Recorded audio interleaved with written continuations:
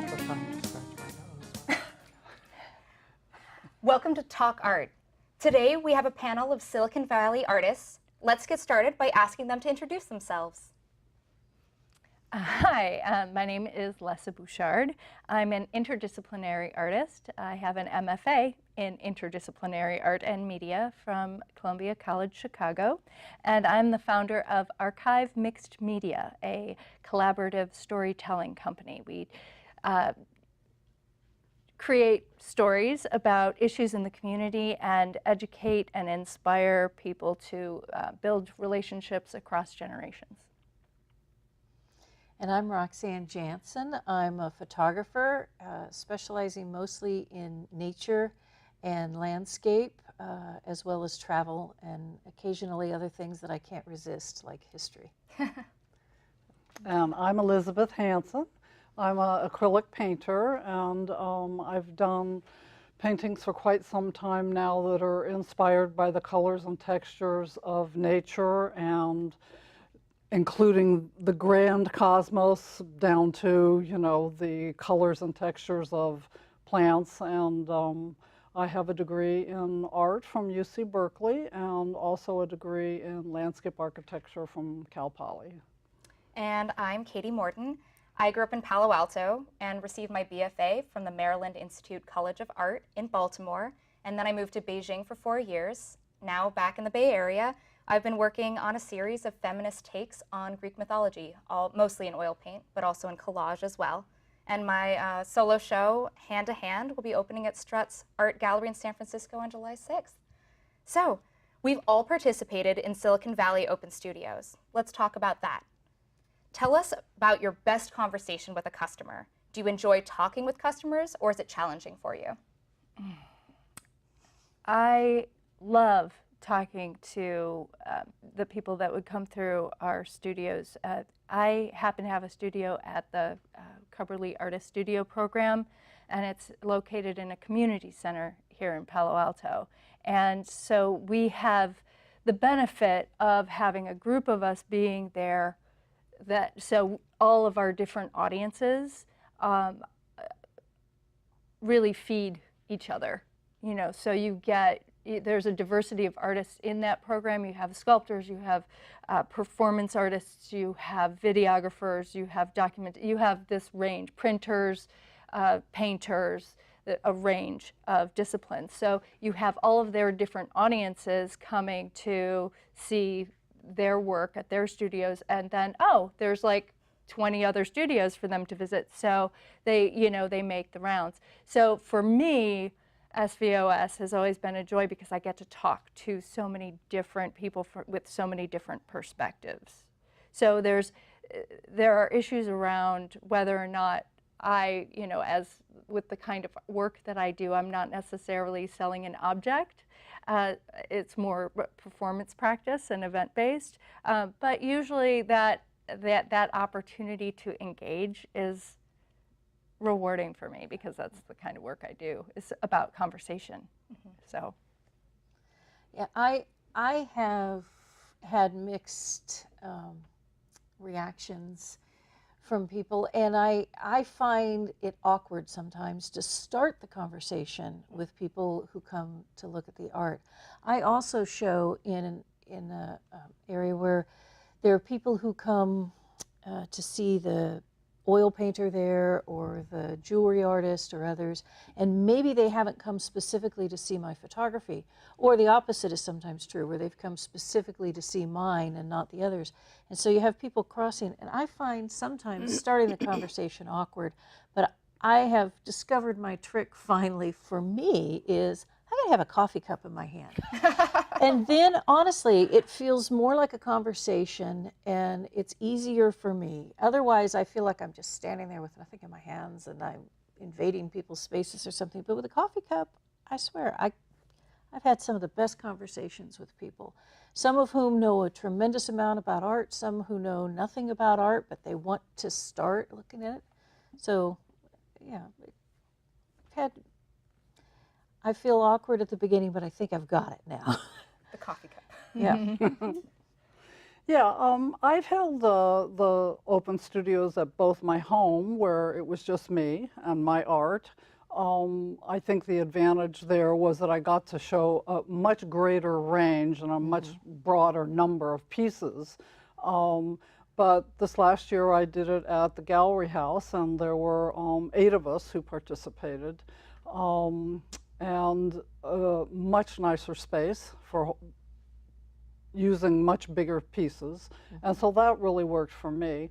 But I think conversation in both places is pretty easy for me. I mean, I love to talk about art, so for me it is a matter of getting some sense pretty quickly about where a particular viewer might be coming from, to know where to start engaging them. And I think just open-ended questions for me are just the easiest way to, what do you see in the painting? Or, do you have a favorite here among these? Or, just some open-ended kind of thing that usually introduces, some dialogue that can happen.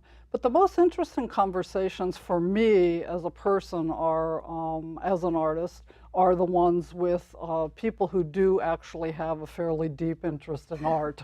Because I find that for me to, there's one thing about educating and bringing people along who don't have much of a background, but for expanding me as a person and as an artist, I feel like that talking to people who really have either a history of doing it themselves or a history of curating or whatever, that they can just, the conversation can become much more give and take.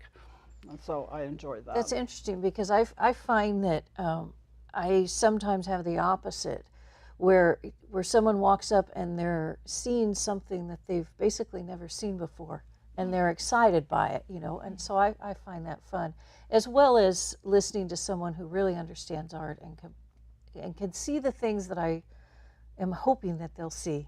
I have How a about similar you? experience as well. Yeah, because I feel like some of the time you have other artists coming through, some of the time you have people looking to buy art. And it's interesting, I try to use it actually as an opportunity to learn about my art, that I often find that people see things in it that I never saw or I didn't realize that I was expressing. And so I'm always excited to go back to making art after open studios, because I've learned about what the effect of my work is on other people. And I feel it's also interesting what you put into the world when you talk about it. I had a painting and this couple was very interested in buying it, but I told the story behind it. They were saying, oh, well, what is it about? And I explained the whole thing. And they had both loved it. By the end, the husband said, I love it because it's so dark. And the wife said, I don't love it as much because it's so dark. But it's interesting how much, right, with the backstory and the painting itself can come together to form a narrative. Yep. So, what type of location is best for you? Do you like to show on your own or with friends? I know that we've talked a little bit about doing it in your own space as well as a group space, but what's best for sales, and does that affect your preference? It's a great question. I think that there are a number of different experiences depending on the kind of work you do. For me, I've had a couple of really great interactions that have generated shows from SVOS encounters, just by virtue of being a part of that community. But because I don't sell objects as much, or don't have, that's not as large a part of my practice, it's a little bit more of a social practice kind of. That's an interesting question. I think because a lot of what I do is much more rooted in grants, writing grants and applications and RFPs, and so it's a little bit of a balancing act, I think. I've definitely, some years kind of considered whether or not that's, whether it's the best financial model for me, but I think that it's part of the question about building a community and being part of the conversation. That if you really do believe that art as dialogue, that SVOS is a part of that. It's, at the core for, since I live here, that's my community. Absolutely. I like showing with other people. I feed off the energy and I feed off the camaraderie. I also know that the other artists are aware of what I'm doing and I'm aware of what they're doing, and it kind of helps you bring your A game, when you know that other people are watching and listening. And it helps me come up with new ideas when I hear other people, and it helps when you hear someone, a visitor there, walk through, and you can hear the kinds of questions that they're asking the other artist. And so you kind of, sometimes if they've started with someone else first, you have a feel for whether this person is just wandering down the street and didn't know that anything was going to be there that day and they wandered in by chance, or whether there's someone who seeks out art all the time, and it kind of helps guide the conversation.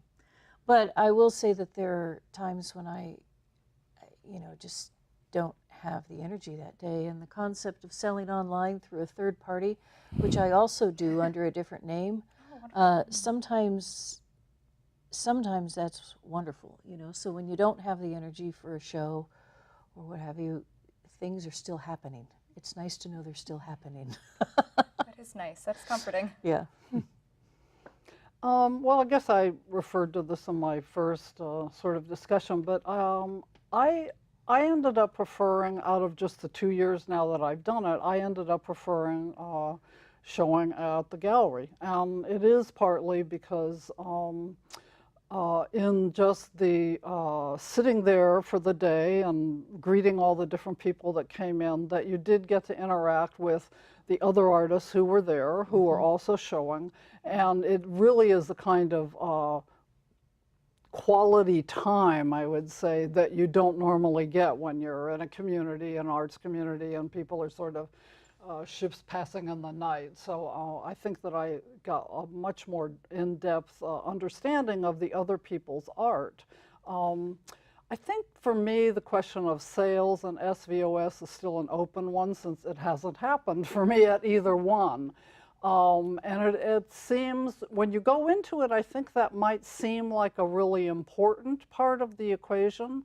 But I think once you've participated in it a couple of times, it really becomes clear to me that it's more like Lessa said, you are part of the art community, and this is part of what the art community does, and this is part of what the peninsula, in our case, comes together once a year to give brand new people an opportunity to just come out and present their work and have it seen by the public, and then other people who have developed clientele over the year to continue to show. So I think it's a totally valuable thing, apart from the question of sales, I guess is what my point is. When for me, it's actually a little bit the opposite, that I've shown in a couple different studio environments for open studios, and the one that actually I had most sales at, the other artists around me were selling similar work, not necessarily content-wise, but it was also oil painting, and it was also on a medium-sized scale. So anyone who came there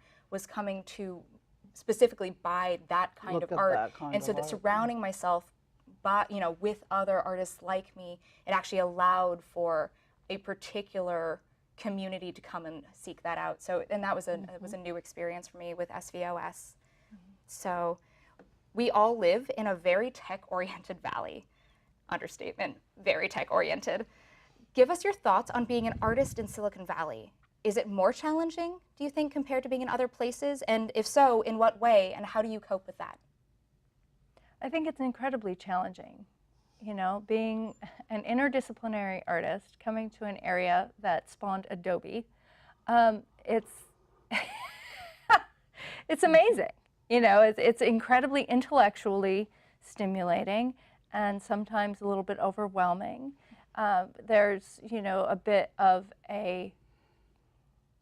sometimes there's a concern that there's a bias towards tech that can feel alienating, but I really do think, in having lived here for some time now and doing quite a bit of interviewing and researching into that history in my work, I think that there's the benefit of the international influence that many of the people who are part of that technical community are coming from all over the world and have incredible art backgrounds themselves often.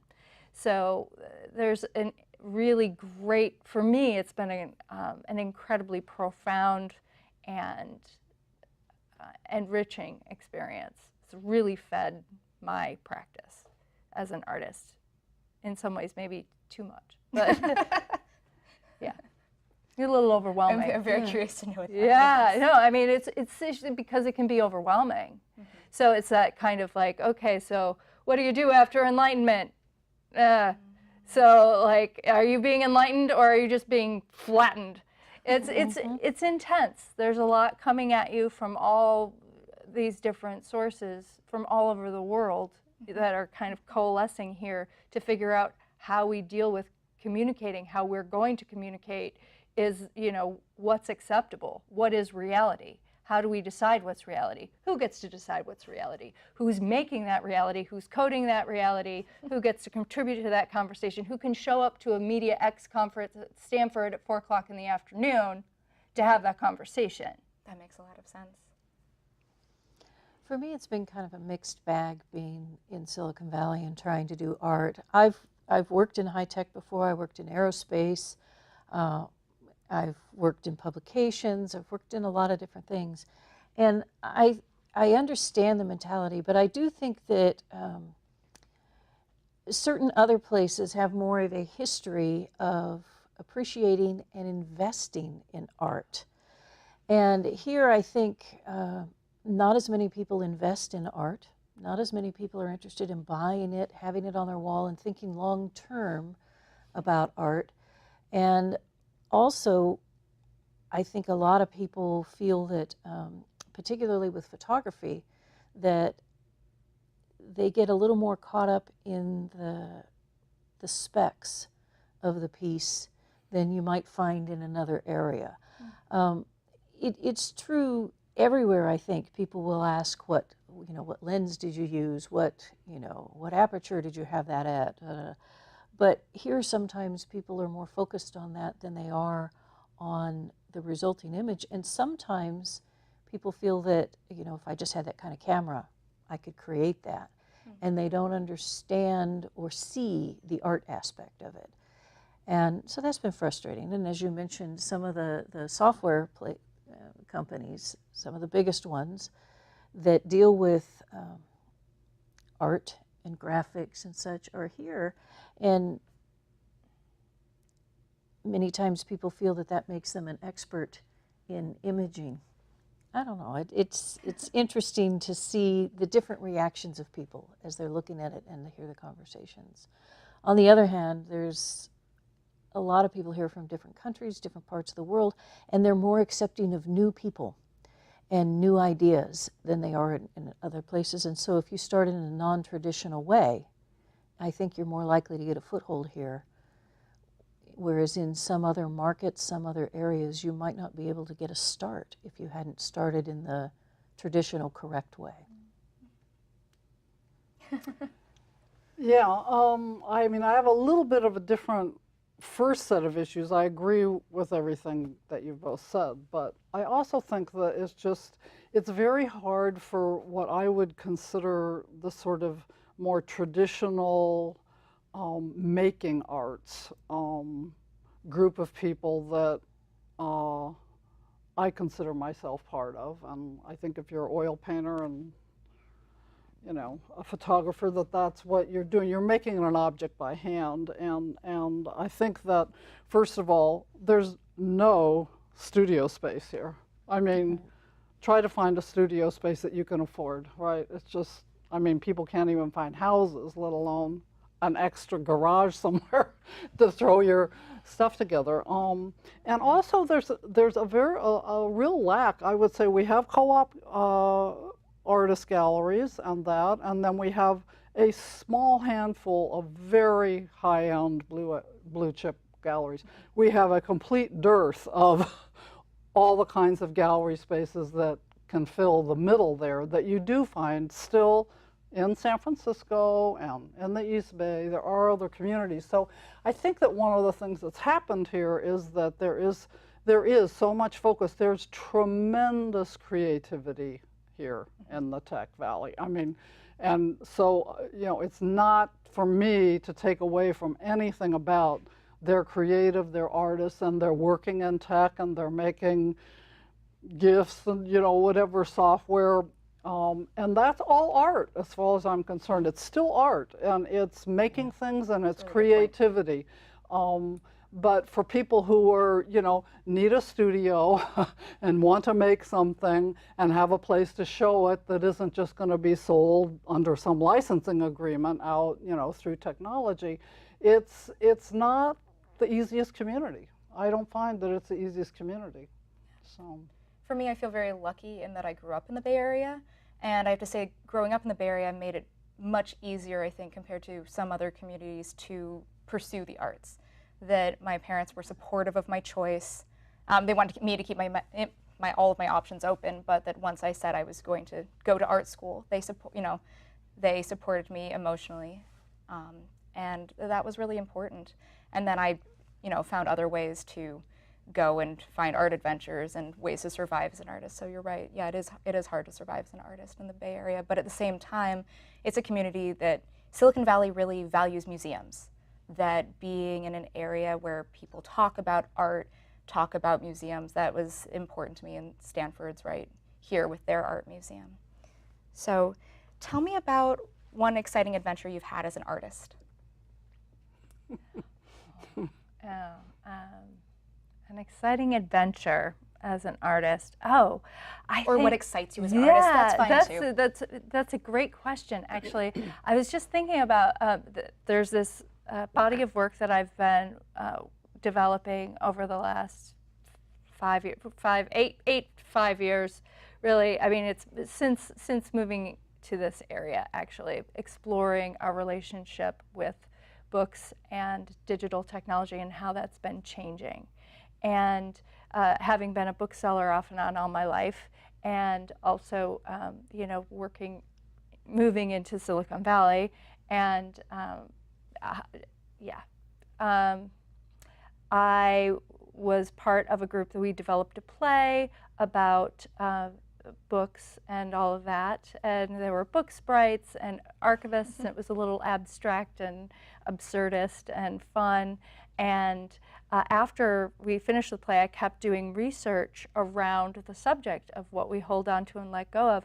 And I went to the College Art Association conference when it was in DC a couple of years ago, and ended up going to the Library of Congress, and ended up getting an interview with Thomas Mann, who's the author of the Oxford Guide to Library Research, who happened to be a retired reference librarian at the Library of Congress who still volunteers there. So I was able to get an interview with him and, you know, talk to him about his perspective on the analog versus the digital.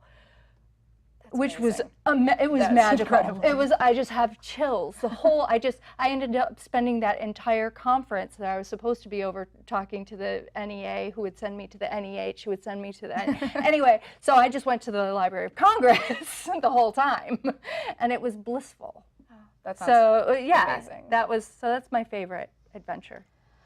I've had so many. It's so it's difficult to pin it down, because honestly, a couple of times it's just been a conversation that I've had with someone that is so exciting to me that I wouldn't have had otherwise if there weren't the photography to kick it off. But there've also been things like you know, driving. I happened to have a telephoto lens on my camera at the time, and I was trying to get shots of smoke jumpers and their aircraft.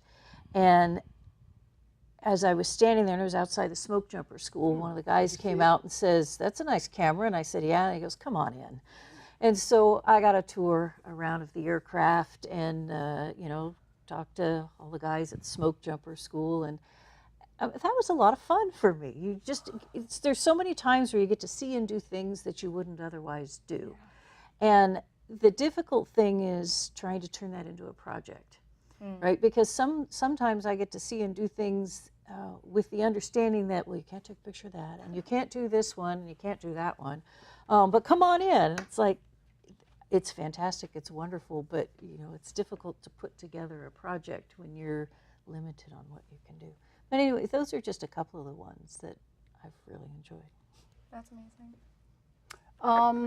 I think one of the more interesting passages for me was going as an art student from Berkeley to live in Manhattan for 2 years in the mid-70s. So that must have been fun. Yeah, and it was, my husband and I were involved in the arts there, and he had a job at a Tibetan and Nepalese gallery, and I worked at a print gallery, but basically I went around looking at art and painting all the time. And it was an experience of, well, this is the big time, the big city, these are sort of the aesthetic standards to which many places adhere. And it was an interesting education. It was an adjunct to my sort of academic education that I really appreciated. But also, those paintings that I was working on at that time were an attempt to capture white light, which was a real technical and sort of philosophical challenge that I found really exciting. That's wonderful. For me, I would have to say that I'm living in Beijing for 4 years, that art really affords you the ability to travel and that flexibility. Yes. And so it's hard to, boil 4 years down to anything, anything so small, but it was probably the best experience of my life, and I hope that I will have the opportunity to do that again.